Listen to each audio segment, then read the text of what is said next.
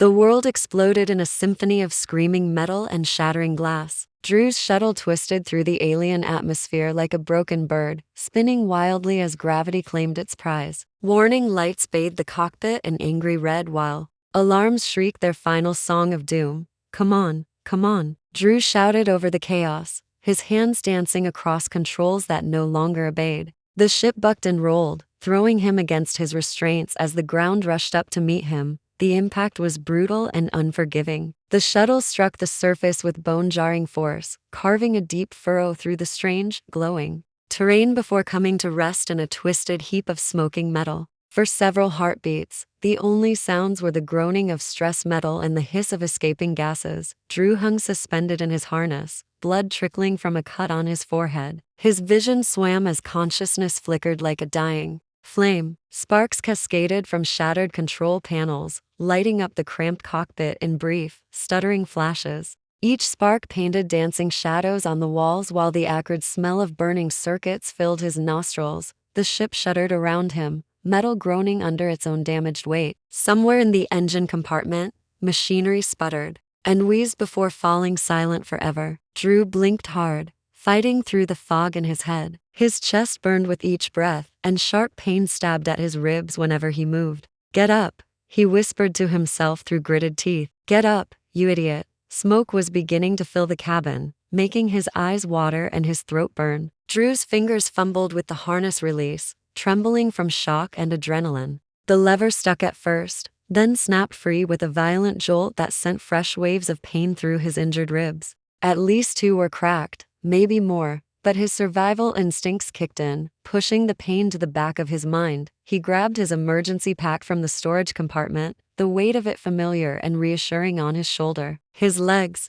shook as he stumbled toward the exit hatch, each step a small victory against his battered body. The hatch mechanism wheezed and protested when he tried to open it, the damaged systems fighting against him. Not today, Drew muttered, throwing his shoulder against the stubborn door. On the 3rd try, it burst open with a sharp hiss, and cool, damp air rushed in like a blessing. He tumbled forward, landing hard on ground that felt nothing like the familiar dirt of Earth. For a long moment, he simply lay there, gasping and blinking up at the most incredible sky he had ever seen. Colors danced overhead in gentle waves, soft lavender blending into warm amber, with streaks of silver threading through it all like liquid mercury. 2 suns hung on the horizon, neither quite like the yellow star that warmed his home world. One glowed with pale blue light while the other pulsed with deep orange fire. Together, they cast long, mysterious shadows across a landscape that seemed torn from a dream. Drew pushed himself up on his elbows, wincing as his ribs complained. The ground beneath him wasn't soil at all,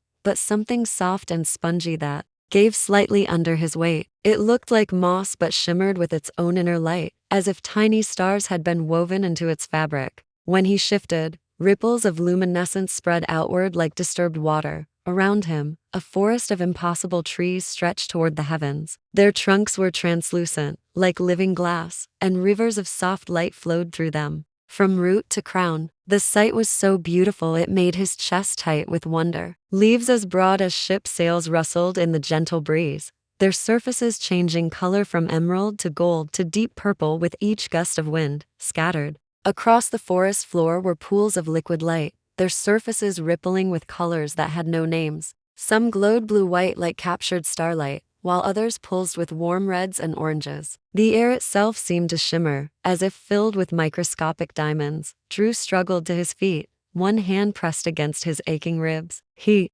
turned to look back at his shuttle, now half buried in the spongy ground like a metal grave marker. Smoke still curled from its broken hull, and he could see the deep gouge it had carved during its violent landing. The ship wasn't going anywhere. He didn't need to be a mechanic to see that much. How did it come to this? He muttered, his voice lost in the alien wilderness. The mission had started so simply. He was part of Explorer Fleet 7, a group of seasoned pilots tasked with charting the farthest edges of known space. Their job was to identify worlds that might one day support human colonies, to push back the boundaries of the unknown just a little bit further. Drew had been following a routine survey pattern when the solar flare hit.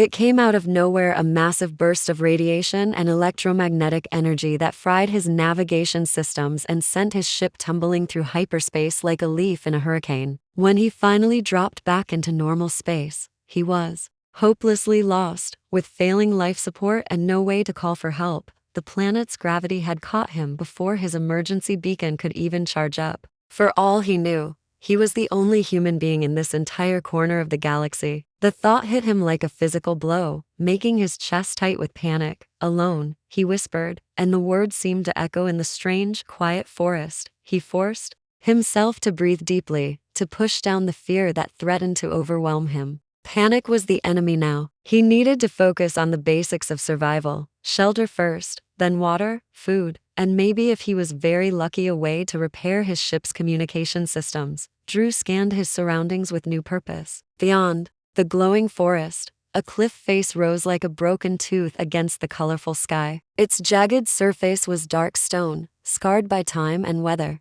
About halfway up, he could see what looked like a cave entrance, a dark opening that might offer protection from whatever dangers this world held. It was as good a place as any to start. Gripping his emergency pack tighter, Drew set off through the luminescent forest. His boots made soft, squelching sounds against the glowing moss ground, leaving faintly glowing footprints in his wake. The forest around him was eerily quiet, no bird songs, no rustling of small animals, no familiar sounds of life, just a low, steady humming that seemed to come from the planet itself, vibrating up through the soles of his feet and into his bones. The sensation made his skin crawl. He adjusted the strap of his pack and tried to ignore the prickling feeling along the back of his neck, as if unseen eyes were watching him from the translucent trees. Halfway to the cliff, a new sound broke the unnatural silence. It was faint, at first, almost lost in the planet's humming, but unmistakable once he focused on it. A rhythmic whimpering, soft and pained, like the cry of something hurt and frightened. Drew froze, his hand moving instinctively to the survival knife strapped to his leg. The sound came again, clearer now, not the cry of an animal, but something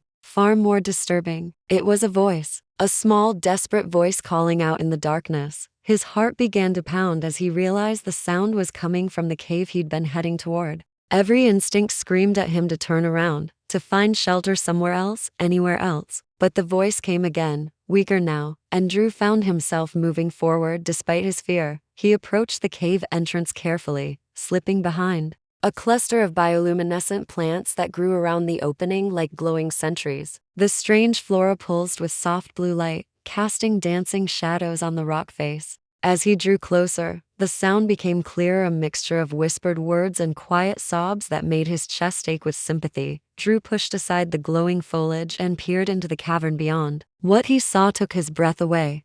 The cave was a cathedral of living light. Its walls were covered in the same liquid luminescence he'd seen in the forest pools, flowing in slow rivers across the stone and bathing everything in a soft, shifting glow. The light moved like water, pooling in cracks and crevices before flowing on, creating patterns that were hypnotic in their beauty. In the center of this magical space sat a figure that made Drew's mind struggle to process what he was seeing. It was clearly a woman, but unlike any human he had ever encountered. Her skin had a faint blue tint that seemed to glow from within, and her long golden hair shimmered like spun sunlight even in the dim cave light. She was cradling two small children in her arms, both girls who shared her otherworldly beauty. The little ones clung to her with desperate intensity, their own blue-tinged skin pale with exhaustion and fear. All three were clearly weak, trembling with hunger or cold or both. The woman's features were hauntingly beautiful but unmistakably alien. Her large almond-shaped eyes glowed with their own soft light, and faint iridescent patterns decorated her skin like living tattoos. When she moved, the patterns shifted and flowed, creating new designs with each breath. Her eyes snapped to Drew the moment he appeared, and she stiffened like a cornered animal. She pulled the children closer, her entire body coiled with tension as she hissed something in a language that sounded like wind chimes and flowing water. The tone was unmistakably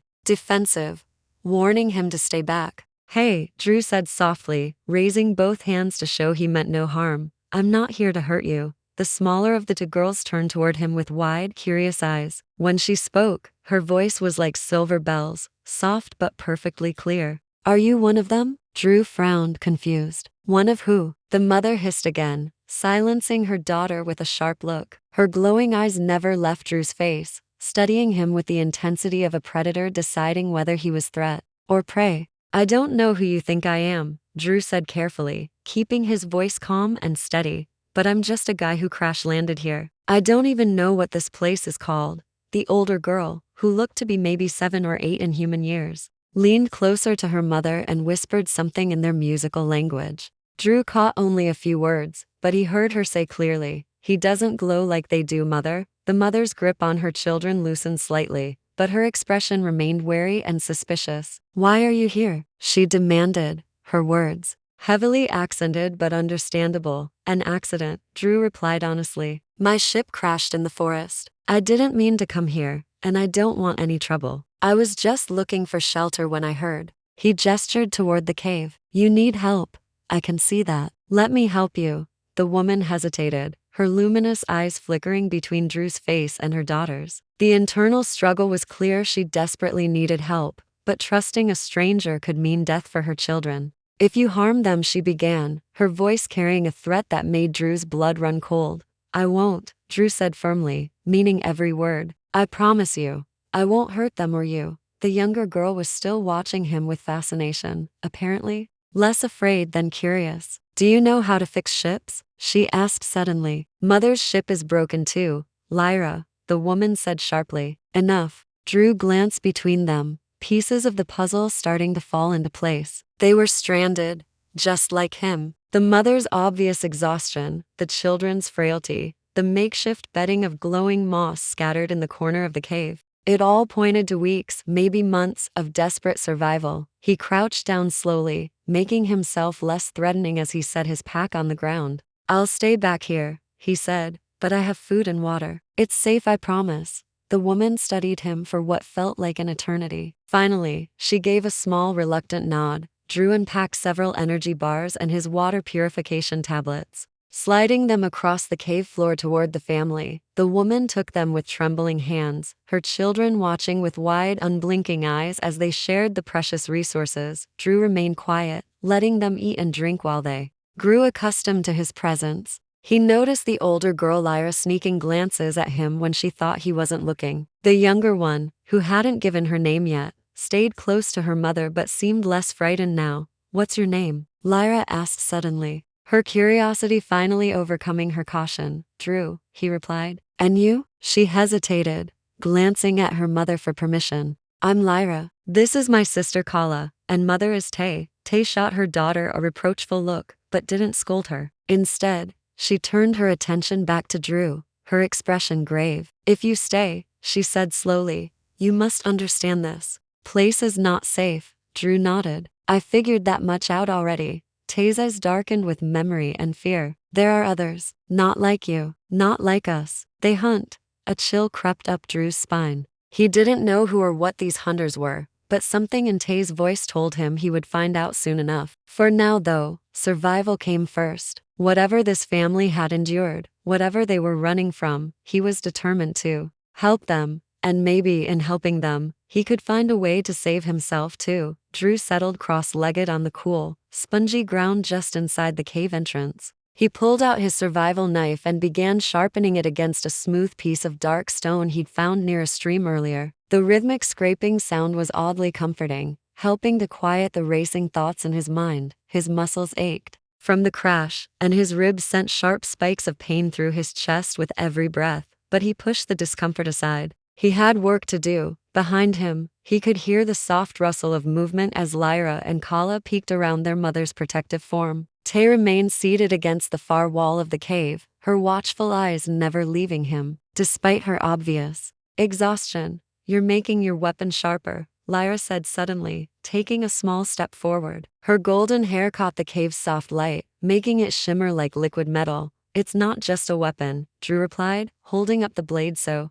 she could see it better. "It's a tool. You can cut wood with it, prepare food, or defend yourself if you need to." Lyra tilted her head, intrigued. "Our people don't use tools like that. We shape things with our minds." She waved her small hand in a graceful motion, and for just a moment, her eyes glimmered with a strange inner light, as if she were remembering something precious that had been lost. Tay spoke sharply in their musical language, her voice carrying a clear reprimand. Lyra's shoulders sagged, and she stepped back reluctantly. Kala, quieter and more reserved than her sister, clung to Lyra's arm with obvious disappointment on her small blue face. They're curious, Drew said, glancing at Tay. I understand that. This is all as strange to them as it is to me. You carry danger with you, Tay replied evenly, her voice flat and certain. They should not be curious.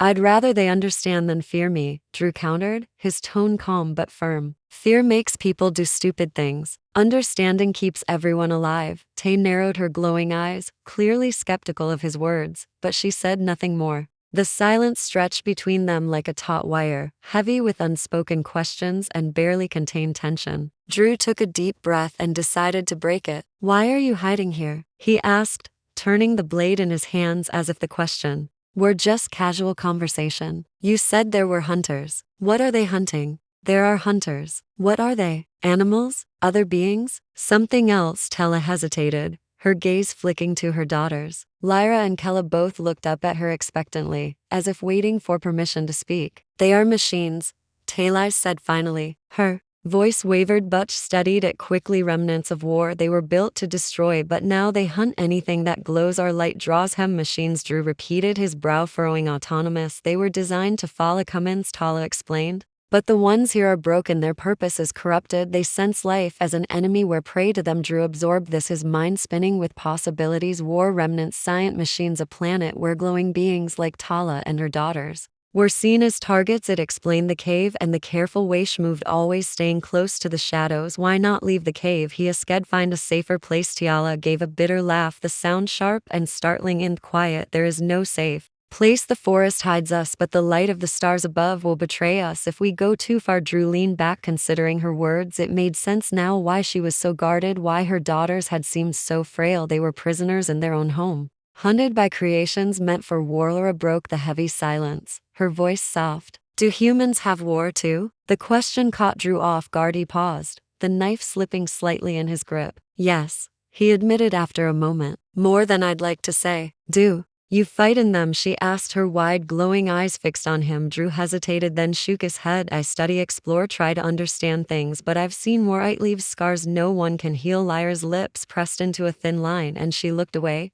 Kala reached for her hand, clasping it tightly. The quiet gesture made Drew's chest ache in a way he didn't expect. You came here to study, Ta said suddenly, her voice cold. And now you're stranded. Do you intend to use us for your studies too? Her words hit like a slap. Drew set knife and stone aside, meeting her gaze. I'm not here to hurt anyone, Ta. I didn't choose to crash on this planet, but now that I'm here, I'll do whatever I can to help. Her expression remained skeptical, but her shoulders relaxed slightly. We'll see, she said. Words mean little. I'll prove it then, Drew replied. The conversation ended there, but Drew's mind kept turning long after. Machines that hunted light, a mother and her children forced into hiding, and his own broken ship now useless except as a marker of his failure. He stood and slung his pack over his shoulder. I'm going to find water, he said, his voice steady. You'll need more than what you have here. Taya raised an eyebrow. You think it's that simple? I'll find a way, he said, stepping toward the entrance. Stay here, Yauk, draw them, she warned. Themikines, I'll keep to the shadows, he said, glancing back at her. And I'm not glowing, remember? Lyra smiled faintly at it, but Tay's expression remained wary. She said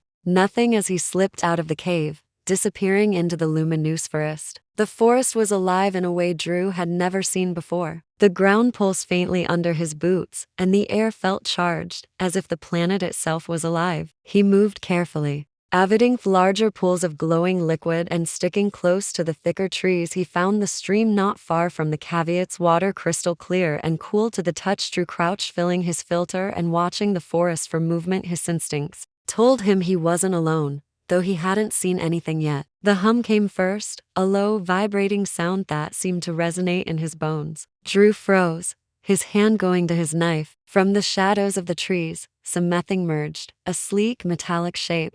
Its body segmented like an insect's but moving with the precision of a machine. Its head swiveled and Drew saw its glowing red eyes scanning the forest. He held his breath, pressing himself against the base of a tree. The machine moved closer, its footsteps Surprisingly quiet for something so large, it paused at the edge of the stream, lowering its head as if sniffing the air. Then it turned sharply red eyes, locking onto the path Drew had taken. His heart raced as the machine began moving toward. The Cavadru ran, he kept low, his boots barely making a sound as he darted between trees. His mind raced. If the machine raked the cave tear and the girls didn't stand a chance, he reached the cave just ahead of it, sliding inside and grabbing the largest rock he could lift. Taylor's eyes widened as he gestured for her to stay quiet. What, McKean? He whispered harshly. It's coming. She pulled the girls to her, her body shielding them as Drew positioned himself at the entrance. The hum grew louder, vibrating the air. Drew gripped the rock tightly, his jaw clenched. The machine's metallic body appeared at the entrance, its red eyes scanning the cave. Drew hurled the rock with all his strength, hitting it square in the head. The machine recoiled, sparks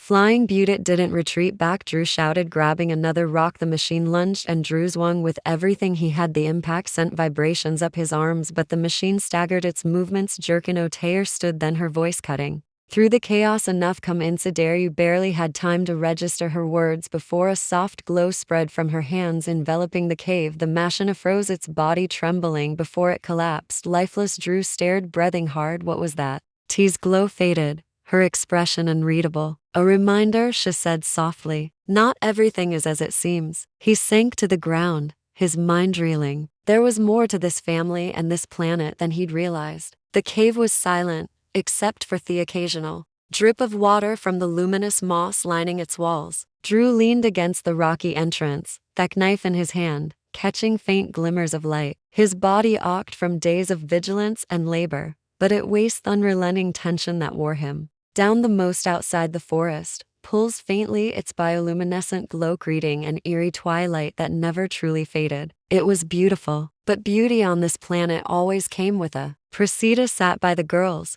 her golden hair catching the soft light like strands of molten metal. Lyra and Kala huddled close to her, their faintly glowing skin illuminating the moss beneath them. Drew could feel Tyler's gaze on him, sharp and distrustful, even as she gently stroked Kala's head to soothe the child. Stay asleep, Tom murmured after a while, her voice low and melodic. Finally, Drew turned, his eyes meeting hers. They're tougher than you give them credit for. They shouldn't have to be, she replied, her tone heavy with regret. Children are not meant for this life. Drew crouched down, resting his arms on his knees. You've kept them alive. That's more than most could do in your position. Ty's lips pressed into a thin line. Barely every day is borrowed time, and when Themikines find us, they won't. Drew cut in, his voice firm. Not if we're ready. Taylor scoffed, her distress palpable. Your snares and stones, they won't stop what's coming. They will be us. Time, Drew said, his jaw tightening. Time to come up with something better. Time to figure out what those things want and how to keep them away. Her silence felt like an unspoken challenge. Drew stood, running a hand through his hair, and turned toward the forest. I'll check the perimeter,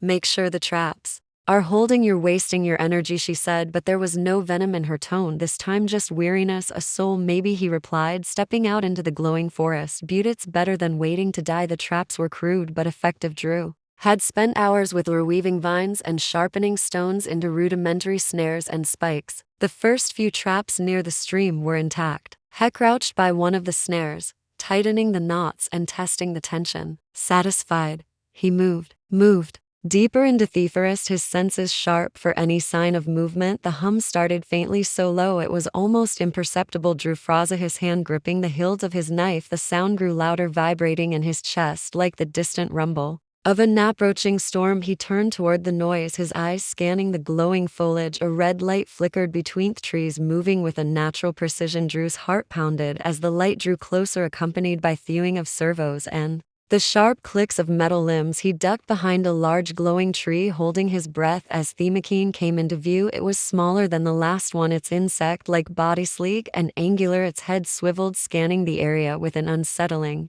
red-eye. Drew watched as it approached one off snares, its spindly legs moving with eerie fluidity. The trap snapped, the vina tightening around its limb. The machine jerked back, a metallic screech cutting through the air. Drew didn't wait. He lunged from his hiding spot, his knife slamming into the machine's exposed joint. Sparks erupted as the blade struck, and the machine thrashed violently, its remaining legs clawing at the ground. Drew yanked the knife free and struck again, aiming for its head. The second blow sent it collapsing into a heap of twitching metal. He stepped back, breathing hard, and wiped the sweat from his brow. The machine's red eye flickered once before dimming completely. Drew crouched beside it, inspecting the intricate design. Its joints were worn, the plating scratched and dented. This one was older, less advanced, but still deadly. He pried a small glowing cylinder from its chest, studying the faintly pulsating core. It was warm to the touch, its hum weaker now. "What the hell are you running on?" he muttered to himself, pocketing the core for later study. When Drew returned to the cave, Tyla was waiting at the entrance, her arms crossed. "You were gone too long," she said, her voice laced with both concern and irritation.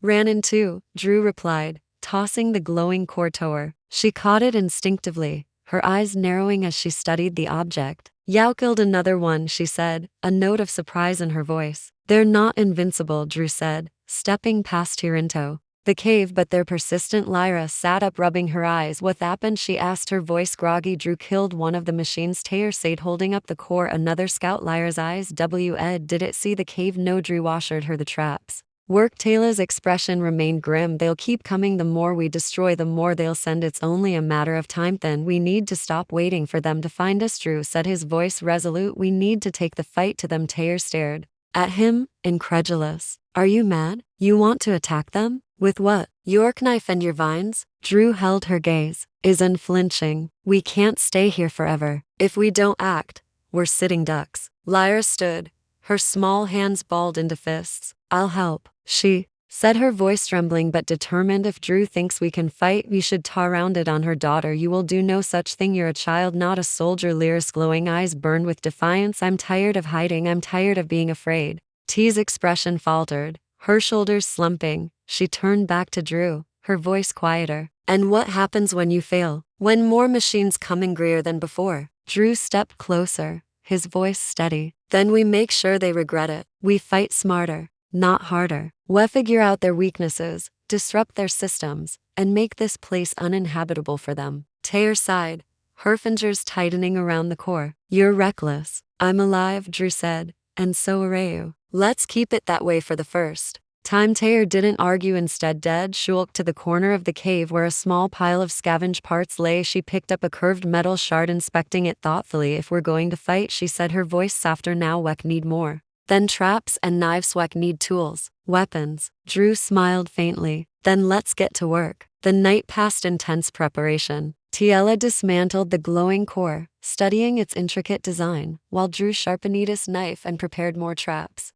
Lyra and C watched quietly, their wide eyes reflecting the glow of the moss. For the first time since his arrival, Drew felt a flicker of hope. They were no longer just serving, they were planning, fighting back. As the forest hummed faintly outside, Drew glanced at Ta. "You're not as stubborn as you look," she smirked, the first hint of humor he'd seen from Heron. "You're not as useless as I thought." Drew chuckled, turning back to his work. The shadows of the hunt still loomed, but for now they had a chance. And sometimes a chance was all you needed. Dawn arrived on the planet in muted shades of violet and amber, painting the bioluminescent forest with an otherworldly glow. Drew sat at the edge of the cave, sharpening his knife with slow, deliberate strokes. Beside him, Lar crouched on her heels, her golden hair spilling over her shoulders as she worked on weaving another snare. Her small hands moved with surprising precision, her determination quiet but palpable. Behind them, Taylor tinkered with salvage machine core. She had spread the parts, ACR Ross, a flat rock, using a shard of metal as a makeshift tool. Top out at the intricate wires and circuits. Her face was a mask of concentration, her glowing eyes narrowing every so often. Ash muttered to herself in her native tongue. Kala sat nearby, watching her mother with wide, curious eyes, her tiny hands resting in her lap. The silence was thick, charged with anticipation. Drew finally broke it. "Any luck with that thing?" he asked, nodding toward the dismantled core. Ta didn't look up. "It's not a weapon," she said, her tone clipped. "It's a power source. The energy it holds is volatile, dangerous is exactly what we need," Drew replied, setting the knife aside. "Can you use it against the machines?" Taylor paused, her fingers hovering over the core. "Perhaps if I can manipulate the charge, it might overload their systems, but the energy is unstable. One wrong move and it will destroy the thing within a wide radius." Lyra up, her voice bright with curiosity. "Like an explosion?" "Yes," Tay said, glancing at her daughter. "And not the kind you would survive." Drew stood, brushing dirt from his hands. "Then we use it as a last resort. Right now we need to keep the machines off our backs long enough to figure out a real plan? Taylor's lips tightened, but she gave a curt nod. I'll see what I can do. The morning passed in careful preparation. Drew led Lar and Kala outside to reinforce the traps, teaching them how to hide the snares more effectively beneath the glowing foliage. Lar's enthusiasm hadn't waned since the day before, but Kala was quieter, her small hands trembling as Drew crouched beside her, his voice low and reassuring. You're doing fine, Kala hesitated. These traps could save us one day. Kala looked up at him, her wide glowing eyes filled with uncertainty. What if they don't work? They will, Drew said firmly, and if they don't, we'll find another way. That's what survives. Surviving means you keep trying no matter what. Colin nodded slowly, her fingers tightening around the vine she was weaving. Lyra, watching from a few feet away, gave her sister an encouraging smile. See, you're better at this than me, Lyra said, nudging her. I'd just teething in knots. Kala giggled softly, the sound breaking the tension that had hung over them all morning. As the day wore on, Drew ventured deeper into the forest, hoping to find more materials to use for their defenses. The luminous trees towered over him, their translucent trunks casting shifting patterns of light on the ground. He moved cautiously, his knife at the ready, his ears straining for any hint of the machine's telltale hum. The forest felt different today, quieter than usual. Drew couldn't shake the feeling that something was watching him. His grip tightened on the knife as he scanned the trees, his heart pounding in his chest. Then he heard it, a faint rustling too soft to be the machines. He turned sharply, his eyes narrowing as he spotted movement in the shadows. A creature emerged unlike anything he'd seen before. It was small and quadrupedal, its body covered in shimmering scales that reflected the forest's glow. Its eyes, large and luminous, locked onto him with an intelligence that startled him. The creature didn't move closer. It stood there, watching him with a strange mix of curiosity and caution. Drew lowered his knife slightly, his voice low and calm. I'm not here to hurt you, he said, unsure if it could even understand him. The creature tilted its head, its scales rippling with color. It took a cautious step forward, then another. Before stopping a few feet away, Drew noticed something strange, a small jagged scar running along its side. It looked like a wound, perhaps from one of the machines. Did they do that to you? He asked softly. The creature didn't respond, but its gaze remained fixed on him. Drew slowly crouched, reaching into his pack-o pull out a piece of dried food. He held it out, his movements deliberate. That creature hesitated, then took a step closer. Its nose twitched as it sniffed the air, and finally it snatched the food from his hand with surprising delicacy. It chewed slowly, its glowing eyes never leaving his face. Drew smiled faintly. Looks like we're both just trying to survive. The creature lingered for a moment before retreating into the shadows, its shimmering form vanishing among the glowing trees. Drew watched it go, a flicker of hope sparking in his chest. If the forest held life beyond the machines, perhaps there was more to explain it than he'd realized. When Drew returned to the cave, Taylor was waiting for him, her arms crossed. You were gone too long, she said, her voice sharp. I found something, Drew replied, setting down his pack. A creature small, covered in scales, looked injured, like it had run into one of the machines. T's expression shifted, her brows furrowing. The forest creatures don't often reveal themselves. They are cautious, smart, Drew said, pulling out their remaining supplies he'd gathered. Smarter than us, maybe. Lyra ran up to him, her eyes bright with curiosity. Did it glow, she asked. A little, Drew said, smiling. Not as much as you do, Lyra giggled, but Ta remained serious. If the creatures were moving closer to us, it could mean the machines are driving them out of their territory. It is not a good sign. Then we'll need to be ready, Drew said, his tone resolute. How's the core coming? Taya gestured toward the rock where the dismantled parts still lay. It's unstable, but I've created a trigger mechanism. If we plant it and lure the machines to it, it could disable several at once. And if it goes wrong, Drew asked, then we'll have bigger problems, Taylor said bluntly. Drew nodded, appreciating her honesty. Let in hope it doesn't come to that. That night, the hum returned, louder and more insistent than before. Drew stood at the entrance of the cave, his knife in hand, as Taylor and the girls huddled in the shadows behind him. The traps outside snapped one by one, followed by metallic screeches and the grinding of gears. Drew stepped out, his heart pounding. A larger machine loomed in the darkness, its red eyes scanning the forest with relentless precision. The traps had slowed it, but it kept moving, its body battered, but functional. Now would be a good time for that core, Drew shouted over his shoulder. It appeared at the entrance, holding the glowing core in her hands. She hesitated, her gaze flicking to the girls, then to Drew. If I throw it, we have to run. Do it, Drew said, his voice steady. I'll cover you. Tiella hurled the core toward the machine, the glowing device landing with a Faint hiss, the machine turned toward it, its red eyes narrowing. Drew grabbed a rock and hurled it at Themyscira, drawing its attention. Come on, he shouted over Hireth. Machine lunged toward him, its limbs moving with unnerving speed. Drew dodged, rolling to the side as the core began to pulse. Tear pulled the girls farther into the cave, shielding them with her body. The cord detonated, a blinding flash of light and heat that sent Drew sprawling. When the dust settled, Themyscira lay in pieces, its red eyes extinguished. Drew sat up slowly, coughing the acrid smoke. Tear emerged from the cave, her face pale but determined. We survived, she said. For now, Drew replied,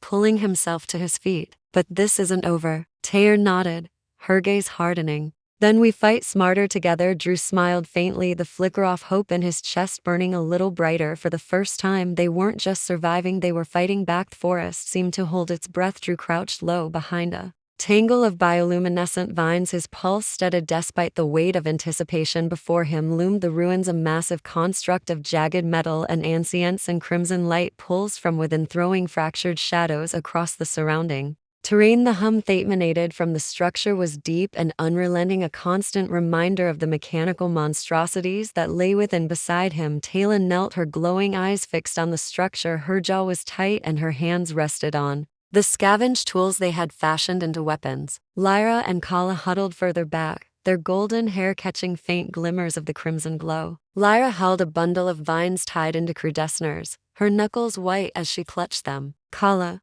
clung to her sister's arm, her wide eyes reflecting both fear and determination. This is madness, Taya whispered, her voice taut. We don't even know what's inside. We know enough, Drew replied, his tone calm but firm. This is where they pair regroup. If we destroy it, we them. Tear shook her head. Or we provoke them. If the machines find us here, they already know we're a threat. Drew interrupted, adjusting the pack on his shoulders. This is our chance to stop waiting and start fighting back. Lyra crawled closer, her small voice breaking the tension. If we destroy it, will they stop hunting us? Drew glanced at her, his expression softening. Maybe not all of them, but it'll make it harder for them to keep coming. It'll buy us time. Tear exhaled sharply, the sound halfway between frustration and resignation. Then let's get this over with. The approach was slow and deliberate. The ruins were surrounded by jagged remnants of the machine's previous incursions, broken limbs, charred plating, and fragments of circuits scattered like macabre breadcrumbs. Drew led the group, his movements precise as he avoided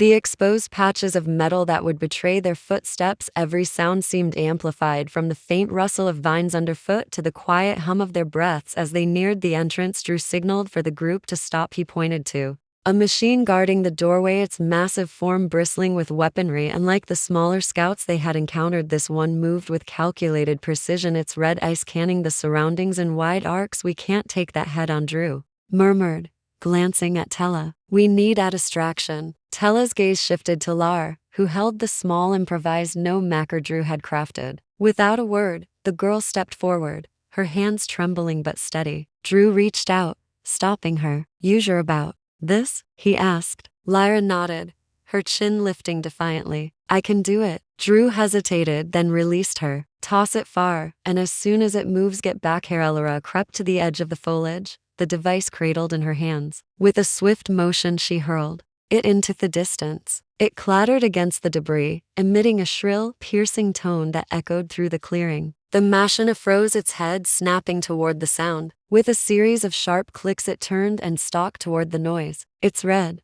eyes narrowing. Lyra scrambled back to the group, her breath ragged as she ducked behind the vines. Drew motioned for them to move. Now inside the ruins, the air was thick and oppressive, carrying the acridson of oil and decay. The walls were lined with conduit pulsing with red light, their energy casting flickering shadows across the narrow corridors. The hum here was louder, vibrating through the floor with a relentless rhythm. The group moved in silence, their footsteps muffled against the metal grating. Drew took the lead, his knife drawn, while Tear watched their flank. Lyra and Kala stayed close, their eyes darting nervously at every sound. The first chamber they entered was vast, filled with rows of dormant machines, their sleek, insect-like bodies were lined up in perfect symmetry, each one connected to a glowing conduit by a tangle of wires. Drew's stomach tightened at the sight. This is how they grow their army, he said, his voice low. They're building more. Take expression darkened, not For long they moved quickly, navigating the labyrinthine corridors until they reached the core of the structure. The room was dominated by a massive terminal, its surface covered in glowing symbols that pulsed erratically, energy surged through the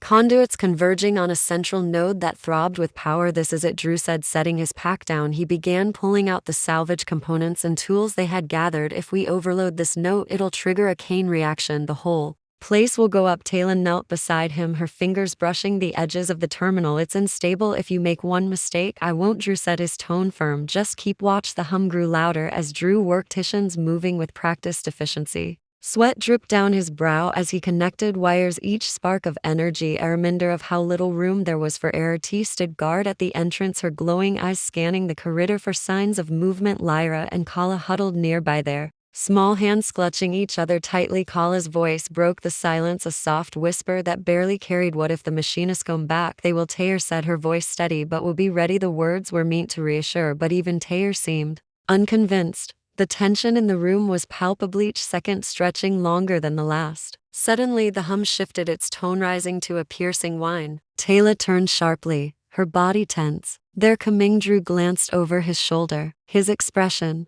grim. "Just a little longer." The first machine burst into the room, its red eyes blazing. Taylor reacted instantly, her body glowing. As she raised her hands, a surge of light erupted from her palms, striking the machine and sending it crashing into the wall. "More are coming," she shouted, her voice taut with urgency. Drew connected the final wire, the node sparking violently as energy surged through it. "It's done," he said, grabbing the detonator. "We need to move." And now the group sprinted through the corridors, as the hum rising to a deafening roar behind them. Machinists emerged from every corner, their movements frantic as they tried to stop the intruders. Teal unleashed bursts of light, her attacks precise but draining. Drew used his knife to fend off the smaller machines, his strikes quick and efficient. As they neared the exit, a massive machine blocked their path, its bulk filling the corridor. Drew didn't hesitate. He shoved the detonator into Taylor's hands, his voice urgent. "Take the girls and go," he said. "I'll hold it off." "No," Tala said, her voice breaking. "Yauk die, just go." Drew insisted. "You have to protect them." Tal hesitated, her glowing eyes meeting his. Then she nodded, her jaw tightening. "Don't take too long." She ushered the girls past the machine,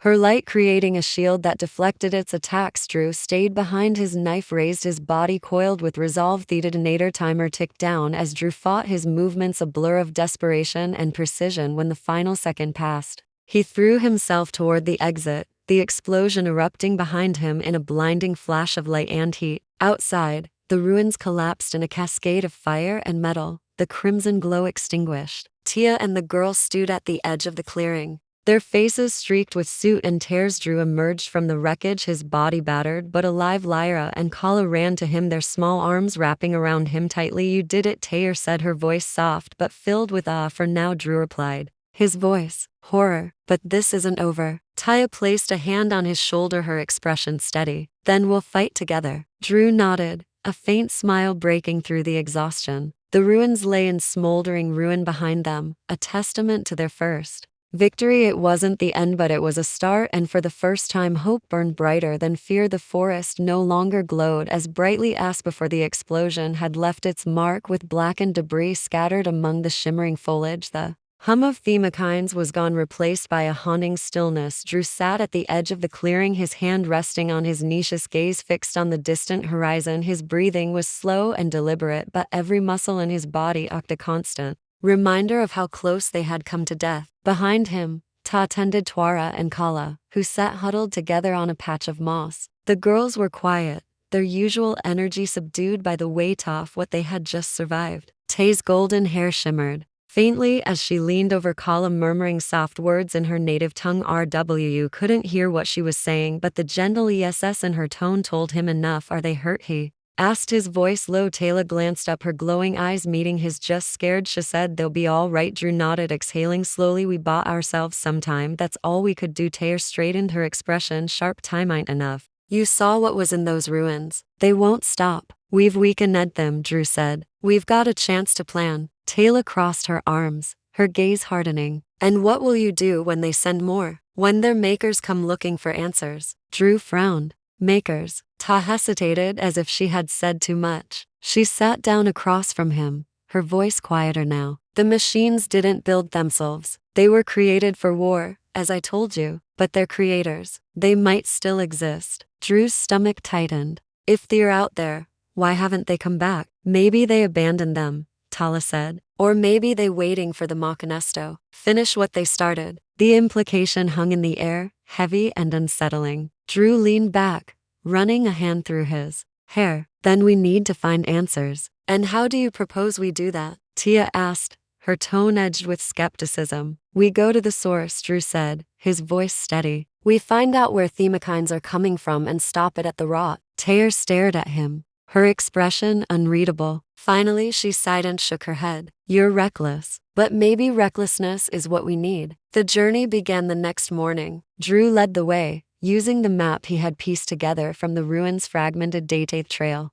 Took them deeper into the forest, where the trees grew taller and their bioluminescence dimmed. The air felt heavier here, thick with an unnatural stillness that made every sound echo louder than it should. Lyra and Kala stayed close to Tla, their small hands clutching the edges of her tunic. Lyra's usual curiosity was tempered by caution, though she occasionally glanced at Drew with questions that never quite made it to her lips. Why is it so quick? Kala asked softly, her voice barely audible. The machines don't patrol this far, Taylor said. They don't need to. Drew glanced over his shoulder. What's out here that keeps them away? T's gaze shifted to the horizon, the forest itself. It doesn't trust anyone. By midday, the group reached a massive chasm, its jagged edges plunging into darkness. Across the gap, Drew could see another structure, sleek, alien, and humming faintly with power. This was different from the ruins Thea had destroyed. This building was alive, its surface pulsating with energethats. It, Drew said,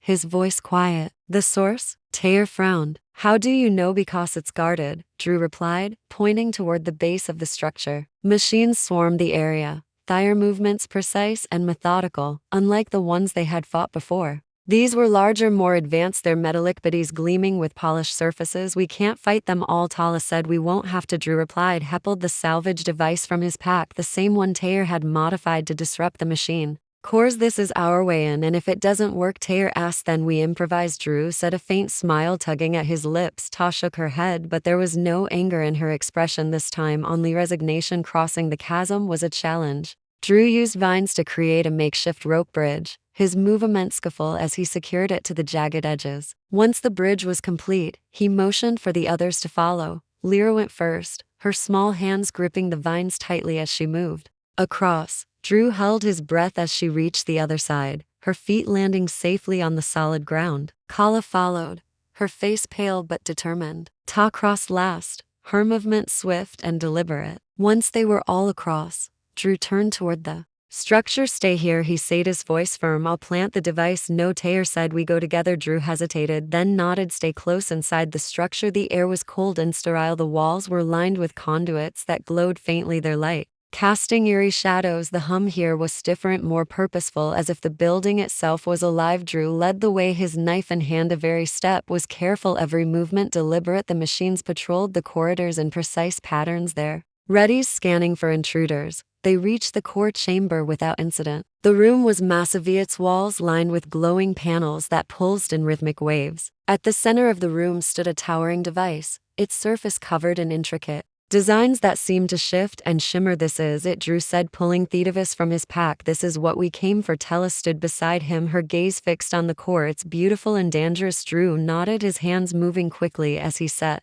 the device in place. Sparks flew as he connected the wires, the hum of the building rising to a crescendo. Suddenly, the room shook. Alarms blared, their shrill tones cutting through the air. The machines were coming. They know we're here, Taylor said, her voice urgent. Just a little longer, Drew replied, his focus unshaken. The first machine burst into the room, its massive form blocking the entrance. Taylor raised her hands, her body glowing with an intense light. A surge of energy erupted from her palms, slamming into the machine and sending it crashing into the wall. Lyra and Kala huddled behind a console, their faces pale but determined. Lyra's voice was steady as she whispered to her sister, "Stay with me. We'll be okay." Drew connected the final wire. The device sparking violently as it activated. "It's done," he said, turning to the group. "We need to move now." The group sprinted through the corridors, the alarms growing louder with each step. Machen swarmed the building, their movements frantic as they tried to stop the intruders. Tyle unleashed bursts of light, her attacks precise but draining. They reached the exit just as the device detonated. A blinding flash of light consumed the building, the shockwave sending them tumbling to the ground. When Drew opened his eyes, the structure was gone, only smoldering ruins remained. The hum finally silenced. Talon knelt beside him, her face a mixture of exhaustion and relief. "You did it," she said. "We did it," Drew replied, his voice our liar, and Kala ran to him, their small arms wrapping around him tight. "For the first time since his arrival on the planet," Drew allowed himself to hope. "It's over," Taylor said softly. "For now," Drew replied, his gaze fixed on the horizon. "But we're ready for whatever comes next." Together they stood in the ruins of the machine stronghold, the light of a new dawn breaking through the trees. It wasn't just survival anymore, it was a chance to rebuild, to fight for a future worth living, and for the first time they believed it was possible.